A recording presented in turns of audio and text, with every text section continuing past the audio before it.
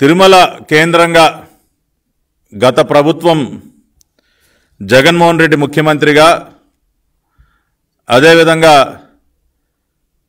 Karunakar Reddy YV Subbareddy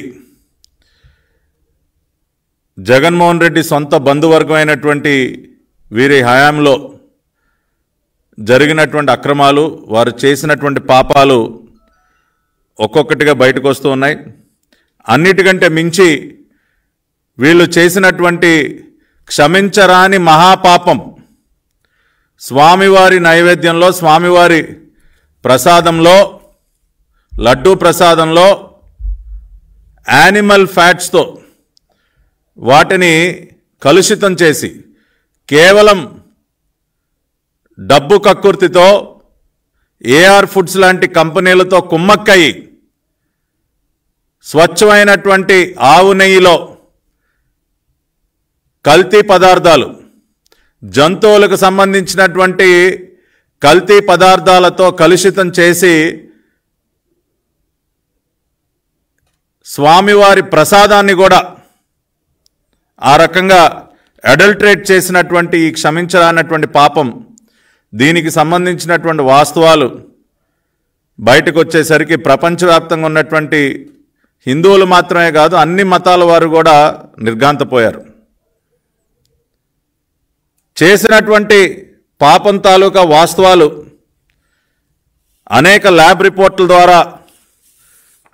బయటపడినటువంటి సందర్భంలో ఇంకా కూడా బుకాయించే ప్రయత్నం వాళ్ళ చేతిలో ఉన్నటువంటి ఒక అవినీతి బురద పత్రికను అడ్డం పెట్టుకుని ఇంకా కూడా తప్పుడు రాతలు వక్ర భాష్యాలు పలుకుతూ ప్రజల్ని నమ్మించేటటువంటి ప్రయత్నం చేస్తూ ఉన్నారు.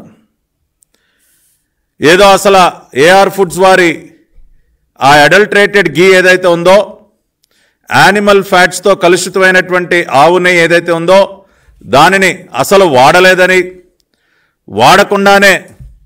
వాడినట్లు ప్రజల్ని మభ్యపెడుతున్నారని నానా రకాలైనటువంటి తప్పుడు రాతలు రాస్తూ ఉన్నారు. వీళ్ళు ఇటువంటి తప్పుడు రాతలు ఈ పత్రికని ఛానల్ని అడ్డం పెట్టుకుని ప్రజలని నమ్మించే ప్రయత్నం చేయటమే కాకుండా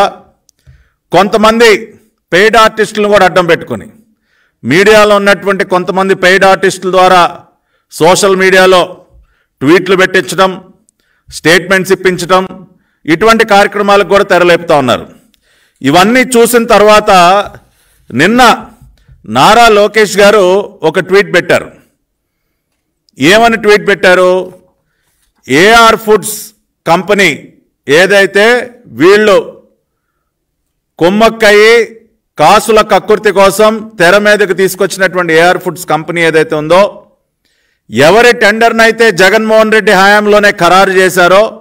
మే 8, 2024న ఎవరి హయాంలో అయితే ఏఆర్ ఫుడ్స్కి పర్చేజ్ ఆర్డర్ ఇచ్చారో మే 15వ తేదీన ఆ కంపెనీ మొత్తం 8 ట్యాంకర్ల నెయ్యి సరఫరా చేసింది. ఆ 8 ట్యాంకర్లలో 4 ట్యాంకర్ల నెయ్యి వాడటం జరిగింది. 4 ట్యాంకర్ల నెయ్యి మాత్రమే ఎప్పుడైతే ఎన్డీడీబీ నుంచి రిపోర్ట్లు వచ్చాయో ఎన్డీడీబీకి శాంపుల్స్ పంపించి రిపోర్ట్లు తీసుకోవటం జరిగిందో ఆ రిపోర్ట్స్లో యానిమల్ ఫ్యాట్స్ కలిసి ఉన్నాయన్న విషయం బయటపడిందో ఆ 4 ట్యాంకర్లని నిలిపివేశారని చెప్పి చాలా స్పష్టంగా నారా లోకేష్ గారు ఆయన సోషల్ మీడియా ద్వారా ప్రజలకి వాస్తవాలు తెలియజేస్తే దానిని కూడా వక్రీకరించి అదిగో నారా లోకేష్ గారే చెప్తా ఉన్నారు ఏ ట్యాంకులనైతే శాంపుల్స్ ఎన్డీడీబీకి పంపించారో 4 ట్యాంకులు ఆ ట్యాంకులను అసలు వాడలేదని చెప్తా ఉన్నారు. కాబట్టి అసలు అడల్టరేటెడ్ గీని వాడలేదు వాడకుండానే వాడినట్టు